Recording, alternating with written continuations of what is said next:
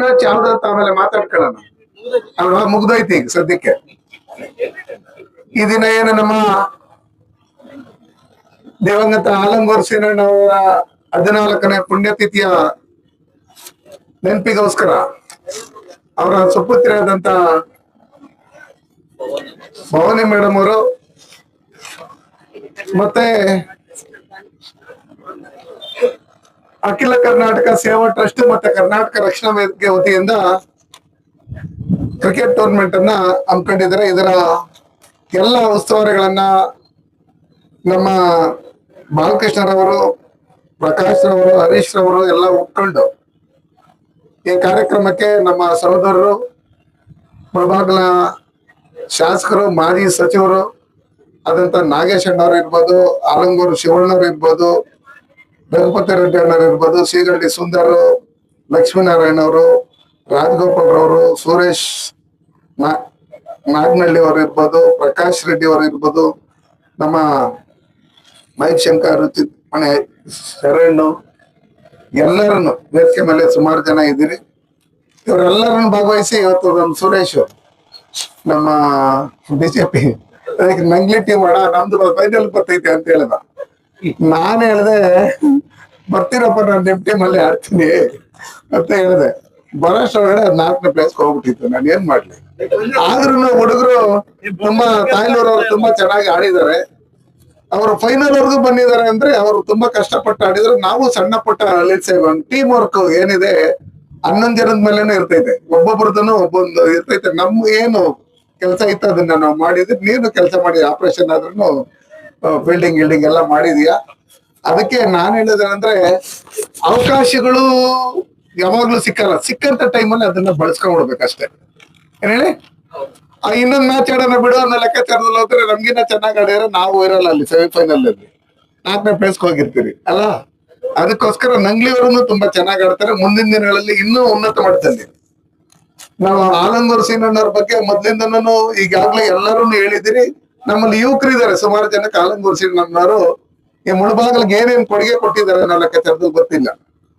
ಅವಕಾಶಗಳು ಸಿಕ್ಕಿದಾಗ 2 ಸಲ MLA ಆಗಿದ್ದಂತ ಸಂದರ್ಭದಲ್ಲಿ, ತೋಟಗಾರಿಕಾ ಸಚಿವರು ಮತ್ತೆ ಪೌರಾಡಳಿತ ಸಚಿವರಾಗಿದ್ದಂತ ಸಂದರ್ಭದಲ್ಲಿ ಅವರು ನಮ್ ಮುಳಬಾಗಿಲಿಗೆ ಏನೇನ್ ಬೇಕು ಅಂತ ಲಿಸ್ಟ್ ಮಾಡ್ಕೊಂಡು ಇವತ್ತು ಅಂಬೇಡ್ಕರ್ ಪ್ರತಿಮೆ ಇರ್ಬೋದು, ಅಂಬೇಡ್ಕರ್ ಭವನ ಇರ್ಬೋದು, ರೈತರ ಸಾಗುವಳಿ ಚೀಟಿಗಳು ಕೊಟ್ಟಿರ್ಬೋದು, ನೇತಾಜಿ ಕ್ರೀಡಾಂಗಣ ಅಭಿವೃದ್ಧಿ ಮಾಡಿರ್ತಕ್ಕಂಥದ್ದು, DVG ಕನ್ನಡ ಭವನನ್ನ ನಿರ್ಮಾಣ ಮಾಡಿರ್ತಕ್ಕಂಥದ್ದು, ಎಲ್ಲಾ ಸಮುದಾಯ ಭವನಗಳನ್ನ ಕಟ್ಟಿರ್ತಕ್ಕಂಥದ್ದು ಇರ್ಬೋದು, ಟೊಮಾಟೋಗೆ ಬೆಂಬಲ ಬೆಲೆ ಕೊಟ್ಟಿರ್ತಕ್ಕಂಥದ್ದು ಇರ್ಬೋದು, ಶಾಲಾ ಕಾಲೇಜುಗಳ ನಿರ್ಮಾಣ ಇರ್ಬೋದು, ಗ್ರಾಮೀಣ ಪ್ರದೇಶಗಳಲ್ಲಿ 12 ಪ್ರೌಢಶಾಲೆ ಇರ್ಬೋದು, ಗ್ರಾಮೀಣ ಪ್ರದೇಶಗಳಲ್ಲಿ ವಿದ್ಯುತ್ ಅಂದ್ರೆ ಪವರ್ ಸ್ಟೇಷನ್ಗಳನ್ನ, ಸಬ್ ಸ್ಟೇಷನ್ಗಳನ್ನ ಮಾಡಿರ್ತಕ್ಕಂಥದ್ದು ಇರ್ಬೋದು, ಮಿನಿ ವಿಧಾನಸೌಧ ಕಟ್ಟಿರ್ಬೋದು, PWD ಕಟ್ಟಡ ಇರ್ಬೋದು, ನಗರಸಭೆ ಕಟ್ಟಡ ಇರ್ಬೋದು, ಆಸ್ಪತ್ರೆ, ಸಮೂಹ ಕೇಂದ್ರಗಳು.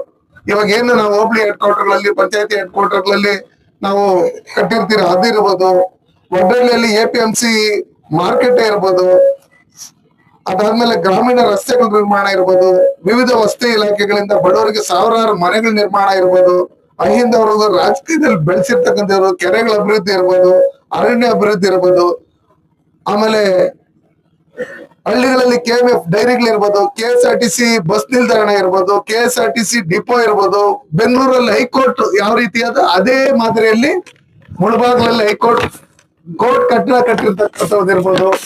ಇದನ್ನೆಲ್ಲ ಆಲಂಗೂರು ಸೀನಣ್ಣವರು ಅವರ ಕಾಲದಲ್ಲೂ ಪ್ರಯತ್ನ ಪಟ್ಟು ಎಲ್ಲ ಕೆಲಸಗಳನ್ನ ಮಾಡಿ ಇವತ್ತು ಜನರ ಮನಸ್ಸಲ್ಲಿ ಉಳ್ಕೊಳ್ಳೋಂತ ರೀತಿಯಲ್ಲಿ ಕೆಲಸ ಮಾಡಿದ್ದಾರೆ. ಹಂಗಾಗಿ ನಾನ್ ಹೇಳೋದಿಷ್ಟೇ, ಮನುಷ್ಯನ ಜೀವನ ನೀರ್ ಮೇಲೆ ಗುಳ್ಳೆ ಇದ್ದಂಗೆ. ಎಷ್ಟ್ ದಿನ ಇರ್ತಾನೋ ಗೊತ್ತಿಲ್ಲ. ಈಗ ಇರ್ತೀರಿ, ಇನ್ ಸ್ವಲ್ಪ ಹೊತ್ತಿರೋದು ಇದಿಲ್ಲ. ಆಡ್ತಾ ಆಡ್ತಾ ಸುಮಾರು ಜನ ಸತ್ತೋಗ್ತಾರೆ, ನೋಡ್ತಾ ಸುಮಾರು ಜನ ಸತ್ತೋಗ್ತಾರೆ, ನಗ್ನಗ್ತಾ ಸುಮಾರು ಜನ ಸತ್ತೋಗ್ತಾರೆ. ಇವೆಲ್ಲ ನೋಡಿದ್ದೀರಿ. ನಾವಿಲ್ಲಾದ್ರೂ ಶಾಶ್ವತವಾಗಿ ಉಳ್ಕೊಳ್ಳಂತ ಕೆಲಸಗಳು ಕೋಲಾರ ಜಿಲ್ಲೆಯಲ್ಲಿ ಮುಳಬಾಗಿಲಲ್ಲಿ ಮಾಡಿದ್ರೆ ಅದು ಸಾವಿರಾರು ವರ್ಷಗಳಾದ್ರೂ ಇವತ್ತು ಇತಿಹಾಸದಲ್ಲಿ ಉಳ್ಕೊಂತೀರಿ. ಅಂತ ಕೆಲಸಗಳನ್ನ ನಮ್ಮ ಆಲಂಗೂರು ಸೀನಣ್ಣವ್ರು ಮಾಡಿದ್ದಾರೆ.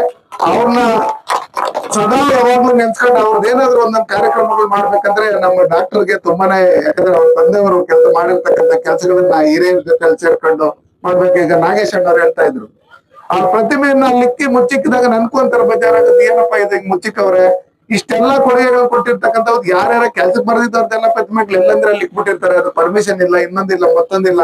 ಈ ಮುಳಬಾಗಿಲು ಇಷ್ಟೆಲ್ಲ ಕಷ್ಟ ಬಿದ್ದಿರೋರ್ಗೆ ಈ ತರ ಸತಾಯಿಸಿ ಕಾಯಿಸಿ ಇದೆಲ್ಲ ಮಾಡೋದು ಇದೆಲ್ಲ ಅದೊಂಥರ ಅವಮಾನ ಮಾಡ್ದಂಗೆ ಅವ್ರಿಗೆ. ಅದಕ್ಕೋಸ್ಕರ ಅದಕ್ಕೆ ಒತ್ತು ಕೊಟ್ಟು ನಾಗೇಶ್ ಅಣ್ಣವ್ರು ಅದನ್ನ ಪರ್ಚೇಸ್ ಮಾಡಿ ನಮ್ಮ ಒಕ್ಕಲಿಗರ ಸಂಘಕ್ಕೆ ಕೊಟ್ಟು ಮತ್ತೆ ಅಲ್ಲಿ ಪ್ರತಿಮೆನ ಅನಾವರಣ ಮಾಡಿದ್ರಲ್ಲ, ಅದು ನಿಜಕ್ಕೂ ಅಣ್ಣವರು ನಿಮ್ಗೆ ಇನ್ನೂ ಒಳ್ಳೇದ್ ಮಾಡಿ ಬರುವಂತ ದಿನಗಳಲ್ಲಿ ಮತ್ತೆ MLA ಆಗ್ರಿ. ಅಲ್ಲಿ ಮಹದೇವಪುರಕ್ಕಿಂತ ನೀವು ಮುಳಬಾಗಲಲ್ಲೇ ಜಾಸ್ತಿ ಜನ ಇರೋದು, ಬೆಂಬಲಿಗರು ಇನ್ನೊಂದ್ ಮತ್ತೊಂದೆಲ್ಲ, ಅಲ್ಲಕ್ಕಿಂತ ಜಾಸ್ತಿ ಇಲ್ಲೇ ನೀವು ಹೆಚ್ಚಿಗೆ ಲೀಡರ್ಗಳ ಜೊತೆ ಸೇರ್ಕೊಂಡು ಕೆಲಸನೂ ಮಾಡಿರೋದು. ಅದಕ್ಕೋಸ್ಕರ ನಾನು ಹೇಳೋದೇನಂದ್ರೆ, ನಾವ್ ಒಂದ್ಸಲಿ ಒಂದ್ ಜಾಗದಲ್ಲಿ ಗುರ್ಸ್ಕೊಂಡಿದ್ದಾದ್ಮೇಲೆ ಇನ್ನೊಂದ್ ಜಾಗದಲ್ಲಿ ಹೋಗ್ತೀರಿ ಅಂದ್ರೆ ಜನ ಅಲ್ಲಿ ಇದ್ದಾಗಲ್ಲ. ಯಾಕಂದ್ರೆ ಅಧಿಕಾರ ಇದ್ದು ಮಂತ್ರಿ ಇದ್ದು ಕೆಲಸಗಳು ಮಾಡಿದ್ದೀರಿ, ಅವಕಾಶಗಳು ಹೆಂಗ್ ಬೇಕಾದ್ರೂ ಬರ್ತೈತೆ. ಅದಕ್ಕೋಸ್ಕರ ಇಲ್ಲಿ ಎಲ್ಲಾ ಪಕ್ಷದವ್ರನ್ನು ಸೇರ್ಕೊಂಡು ಆಲಂಗೂರಣ್ಣವ್ರ ಶಿಷ್ಯರೇ, ಆಲಂಗೂರ್ ಶ್ರೀನಣ್ಣವರು ಅಭಿಮಾನಿಗಳೇ. ನಾನು ಅವರು ಪೌರಾಡಳಿತ ಸಚಿವರಾಗಿದ್ದಾಗ ರವೀಂದ್ರ ಕಲಾಕ್ಷೇತ್ರದಲ್ಲಿ ಒಂದು ಕೆಂಪೇಗೌಡರದ್ದು ಒಂದು ಕಾರ್ಯಕ್ರಮ ನಡೆದಾಗ ನನ್ನನ್ನು ಆಯ್ಕೆ ಮಾಡ್ಕೊಂಡಿದ್ರು. ಕೆಂಪೇಗೌಡ ಪ್ರಶಸ್ತಿ ಕೊಟ್ಟಿರ್ತಕ್ಕಂಥದ್ದು ನಮ್ಮ ಆಲಂಗೂರು ಸೀನಣ್ಣವ್ರೆ. ನಾನು ರಾಜಗೋಪಾಲ್ ಅವ್ರು ಬಂದಾಗ ನಮ್ಮ ಮನೆಯಲ್ಲಿ ಫೋಟೋ ಇತ್ತು, ಅವ್ರು ನಮ್ಗೆ ಕೆಂಪೇಗೌಡ ಪ್ರಶಸ್ತಿ ಕೊಟ್ಟಿದ್ದು. ಅದು ಸುಮಾರು ಒಂದು 20 ವರ್ಷ ಆಗಿರ್ಬೋದು. ಅವಾಗ ನಾನು ನೋಡ್ತೇನೆ, ನೋಡಪ್ಪ ಆಲಂಗೂರು ಸೀನಣ್ಣವ್ರು ನಮ್ಗೆ ಟೂರ್ನಮೆಂಟ್ ಬ್ಯಾನರ್ ಅಲ್ಲೂ ಹಾಕಿದ್ರಿ. ಅದಕ್ಕೋಸ್ಕರ ಇಲ್ಲಿ ಇರ್ತಕ್ಕಂಥ ಯುವಕರು ಸುಮಾರು ಜನ ಇದ್ದೀರಿ, ಇವತ್ತು ಆಡ್ತೀರಿ, ಅದಾದ್ಮೇಲೆ ಮನೆಗೆ ಹೋಗ್ತೀರಿ, ಎಲ್ಲ ಆಗ್ತೀರಿ. ನಿಮ್ಮಲ್ಲೂ ಯೋಚನೆ ಮಾಡುವಾಗ ನಾನು ಡಿಸ್ಟ್ರಿಕ್ಟ್ ಲೆವೆಲ್ ಅಲ್ಲಿ ಆಡ್ಬೇಕು, ಸ್ಟೇಟ್ ಲೆವೆಲ್ ಅಲ್ಲಿ ಆಡ್ಬೇಕು, ಸ್ಟೇಟ್ ಲೆವೆಲ್ ಆಡ್ಬೇಕಾದ್ರೆ ಏನ್ ಮಾಡ್ಬೇಕು ಅನ್ನೋ ಲೆಕ್ಕಾಚಾರ ಆಡ್ಬಿಟ್ಟು ಸುಮ್ನೆ ಹೋಗೋದಲ್ಲ. ಈ ಕ್ರೀಡಾಪಟುಗಳು ಯಾರಿದ್ದಾರೆ, ಇವ್ರು ಯಾರು ಚೆನ್ನಾಗ್ ಆಡ್ತಾರೆ ಅವ್ರಿಗೆ ಪ್ರೋತ್ಸಾಹ ಕೊಟ್ಟು ಅವ್ರನ್ನ ಮುಂದೆ ತಗೊಂಡು ಹೋಗುವಂತ ಕೆಲಸಗಳನ್ನ ನಾವು ರಾಜಕಾರಣಿಗಳನ್ನು ಮಾಡ್ಬೇಕು. ಚುನಾವಣೆ ಬಂದಾಗ ರಾಜಕಾರಣ ಮಾಡೋಣ.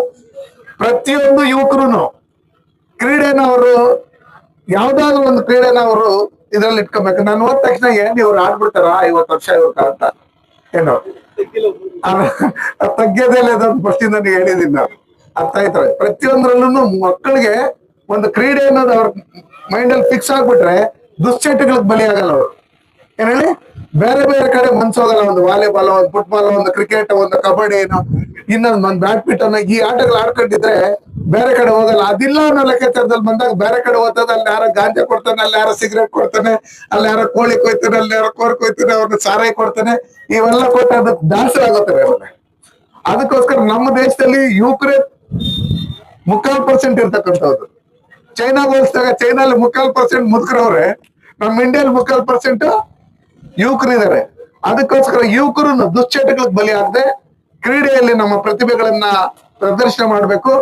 ಈ ದೇಶದಲ್ಲಿ ನಡೆಯುವಂತ ಕ್ರೀಡೆಗಳಲ್ಲಿ ಒಲಿಂಪಿಕ್ ಇರ್ಬೋದು, ಬೇರೆ ಬೇರೆ ನ್ಯಾಷನಲ್ ಅಂತಾರಾಷ್ಟ್ರೀಯ ಮಟ್ಟದಲ್ಲಿ ನಡೆಯುವಂತ ಕ್ರೀಡಾ ಇದರಲ್ಲಿ ನಮ್ಮ ಕೋಲಾರ ಜಿಲ್ಲೆಯಲ್ಲೂ ಅದರಲ್ಲೂ ನಮ್ಮ ಮುಳಬಾಗಲಲ್ಲೂ ಒಳ್ಳೆ ಪ್ರಶಸ್ತಿಯನ್ನ ಪಡ್ಕೊಬೇಕು. ಆ ನಿಟ್ಟಿನಲ್ಲಿ ಇವತ್ತು ಪ್ಯಾರಾ ಒಲಿಂಪಿಕ್ ಕೈ ಕಾಲು ಇಲ್ದಿದ್ದವರೆಲ್ಲ ನಮ್ಮ ಕೋಲಾರ ಜಿಲ್ಲೆಯವರು ಸುಮಾರು ಜನ ಹೋಗಿ ಗೋಲ್ಡ್ ಮೆಡಲ್ಗಳನ್ನ ತಗೊಂಡಿರೋದು ನೋಡಿದ್ವಿ. ನಮ್ಮ ಕೈ ಕಾಲೆಲ್ಲ ಚೆನ್ನಾಗೈತೆ. ಹಂಗಿರ್ತಕ್ಕಂಥ ಸಂದರ್ಭದಲ್ಲಿ ನಾವು ಕ್ರೀಡೆಯನ್ನ ಮೈಗೂಡಿಸ್ಕೊಂಡು ನಮ್ಮ ಮಕ್ಕಳಿಗೂ ದೇಶದ ಬಗ್ಗೆ, ಕ್ರೀಡೆ ಬಗ್ಗೆ, ಮತ್ತೆ ನಮ್ಮ ಮುಳಬಾಗಿಲು ಹಿಸ್ಟ್ರಿ ಬಗ್ಗೆ, ಮುಳಬಾಗಿಲಿಗೆ ಯಾರ್ಯಾರು ಏನೇನ್ ಮಾಡಿದ್ರು ಅಂತ ಹೇಳಿ ತಿಳಿದುಕೊಳ್ಳೋದ್ರ ಮುಖಾಂತರ ಶಾಶ್ವತವಾಗಿ ಜನಗಳ ಮನಸ್ಸಲ್ಲಿ ಇರುವಂತ ರೀತಿಯಲ್ಲಿ ನಾವೆಲ್ಲರೂ ನೋಡಿ ನಡ್ಕೊಬೇಕು. ಮುಂದಿನ ದಿನಗಳಲ್ಲಿ 15ನೇ ವರ್ಷದಲ್ಲಿ ನಾನು ಒಂದು ಒಳ್ಳೆ ಕೊಡುಗೆ ಕೊಡ್ತೀನಿ. ಅದು ಸೀಕ್ರೆಟ್ ಸರ್ಪ್ರೈಸ್ ಅಂತ ಹೇಳಿ ನಾಗೇಶ್ ಅಣ್ಣವ್ರು ಹೇಳವ್ರೆ. ನಾವು ನಿಮ್ ಜೊತೆಲಿ ಇರ್ತೀರಿ. ಏನು ಯಾವ್ದೇ ಕಾರಣಕ್ಕೂ ಆಲಂಗೂರ್ ಶ್ರೀರಣ್ಣವ್ರು ಅಂದ್ರೆ ಡಾಕ್ಟರ್ ಹೇಳಿದ್ರೆ, ಶಿವಣ್ಣವ್ರು ಹೇಳಿದ್ರೆ, ರಾಜಗೋಪಾಲ್ ಅಣ್ಣವ್ರು ಹೇಳಿದ್ರೆ, ನಮ್ಮ ಮುಖಂಡರುಗಳೆಲ್ಲರೂ ಹೇಳಿದ್ರೆ ನಾವು ಸದಾ ನಿಮ್ ಜೊತೆಲಿ ಇರ್ತೀರಿ. ಎಲ್ಲಾ ಯುವಕರು ದುಶ್ಚಟಗಳಿಗೆ ಬಲಿ ಆಗದೆ ಬೇರೆ ಬೇರೆ ಇದಕ್ಕೆ ಹೋಗದೆ ನಮ್ಮನ್ನ ಡೈರೆಕ್ಟ್ ಆಗಿ ಹೊಡಿಯಕ್ಕಾಗಲ್ಲ. ಶತ್ರುಗಳ ಕೈದಲ್ಲಿ ನಮ್ಮನ್ನ ಇಂಡೈರೆಕ್ಟ್ ಆಗಿ ಯಾವ ತರ ಹೊಡಿತಾರೆ, ದುಶ್ಚಟಗಳಿಗೆ ಗಾಂಜಾ, ಇನ್ನೊಂದು ಮತ್ತೊಂದು, ಅದು ಇದು ಎಲ್ಲ ವ್ಯಸನಿಗಳನ್ನ ಮಾಡಿ ನಾವು ಮುದುಗರು ಸಾಯ್ತಾ ಇಲ್ಲ. ಈ ನಡುವೆ ಯಾವ ಲೈಟ್ ಕಂಬಗಳಲ್ಲಿ ನೋಡಿದ್ರೆ ಹುಡುಗರದೇ ಫೋಟೋಗಳಿರ್ತದೆ ಸತ್ತಾಗಿರೋದು. ಅದಕ್ಕೋಸ್ಕರ ನಮ್ಮ ಯುವಕರು ಈ ದುಶ್ಚಟಗಳಿಗೆ ಬಲಿ ಆಗದೆ ಈ ಸಮಾಜನ ಕಟ್ಟುವಂತ ಕೆಲಸ, ಈ ದೇಶನ ಕಟ್ಟುವಂತ ಕೆಲಸ ನಾವೆಲ್ಲರೂ ಒಟ್ಟಿಗೆ ಸೇರಿ ಮಾಡ್ಬೇಕು. 140 ಕೋಟಿ ಜನಸಂಖ್ಯೆ ಇದೆ. ನೆಕ್ಸ್ಟ್ ಮೆಡ್ಲ್ ಅನ್ನೋ ಲೆಕ್ಕಾಚಾರದಲ್ಲಿ ಬಂದಾಗ 1 ಕೋಟಿಗೆ 1 ಮೆಡ್ಲ್ ಅಂದ್ರೆ 140 ಕೋಟಿಗ 140 ಮೆಡ್ಲ್ ಬರ್ಬೇಕು. ಒಲಿಂಪಿಕ್ ಆಗ್ಲಿ, ಇನ್ನೊಂದಾಗ್ಲಿ, ಮತ್ತೊಂದಾಗ್ಲಿ. ನಮ್ಮ ಗ್ರಾಮೀಣದಲ್ಲಿ ಬಡವರು ಇರ್ಬೋದು, ಅವ್ರವ್ರ ಪ್ರತಿಭೆ ಇದೆ, ಅದನ್ನ ಬೇರೆದ ಕಡೆ ಕಳಿಸ್ದೆ ಅದರಲ್ಲಿ ಮುಂದುವರಿಸಿದ್ರೆ 100% ನೀವು ಸಕ್ಸಸ್ ಆಗ್ತೀರಿ. ನಿಮ್ ಜೊತೆ ನಾವ್ ಇರ್ತೀರಿ ಅಂತ ಹೇಳಿ ಈ ಸಮಾರಂಭಕ್ಕೆ ನಮ್ಮ ಬಾಲವರು ಎಲ್ಲರನ್ನು ಹರೀಶ್ ಅವರು, ಪ್ರಕಾಶ್ ಅವರು, ಎಲ್ಲಾರು ಗಂಗಾಧರ್ ಅವರು ಎಲ್ಲಾರನ್ನು ಚೆನ್ನಾಗಿ ಮಾಡಿದಿರಿ. ಇವತ್ತು ಇಲ್ಲೇನ್ ಮಾಡಿದ್ರಿ, ಇದು ನೆಕ್ಸ್ಟ್ ಇದು ಲೇಔಟ್ ಆಗೋತೈತೆ. ಅದಕ್ಕೋಸ್ಕರ ಟೌನ್ ಬನ್ನಿ.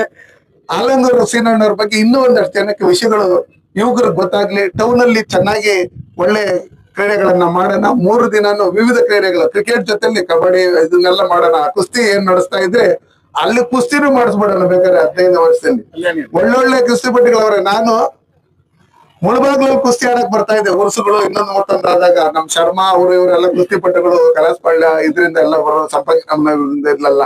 ಅವಾಗ ಅಲ್ಲಿ ಕುಸ್ತಿಗ್ ಬರ್ತಾ ಇದ್ದೆ. ಒಂದ್ ಲೈಟ್ ಕಂಬಕ್ 10 ಆರಣಗಳು, ಲಾ ಬಿಡಿ, ಆ ಬಿಡಿ, ಈ ಬಿಡಿ, ಲಕ್ಷ್ಮಿ ಬಿಡಿ, ಗಣೇಶ ಬಿಡಿ ಅಂತ ಆ ಸೌಂಡ್ ತಡ್ಕೊಳಕ್ ಆಗ್ದಿರ ಆ ಬೆಟ್ಟಕ್ಕೆ ಹತ್ತು ಬಿಡ್ತಾ ಇದ್ದೆ ನಾನು. ಅದಕ್ಕೋಸ್ಕರ ನಮ್ಮಲ್ಲಿ ಕರ್ನಾಟಕದ ಮೂಡಲ್ ಬಾಗಿಲು ನಿಮ್ಗೆಲ್ಲರಿಗೂ ಒಳ್ಳೇದಾಗ್ಲಿ. ಡಾಕ್ಟರ್ಗೂ ಇನ್ನೂ ಒಳ್ಳೆ ಆಯುಷ್, ಆರೋಗ್ಯ, ಐಶ್ವರ್ಯ ಎಲ್ಲ ತಂದೆಯವರ ಆಶೀರ್ವಾದ ಇರ್ಲಿ. ನಾವು ನಿಮ್ ಜೊತೆಲಿ ಇರ್ತೀರಿ ಅಂತ ಹೇಳಿ ಈ ಸಭೆಗೆ ಕರೆದು 4 ಮಾತನಾಡೋ ಅವಕಾಶ ಮಾಡಿ ತಮ್ಮೆಲ್ಲರಿಗೂ ಅನ್ಸಿ ನಾನು ಮಾತನ್ನು ಮುಗಿಸ್ತೀನಿ. ಜೈ ಹಿಂದ್, ಜೈ ಭಾರತ್.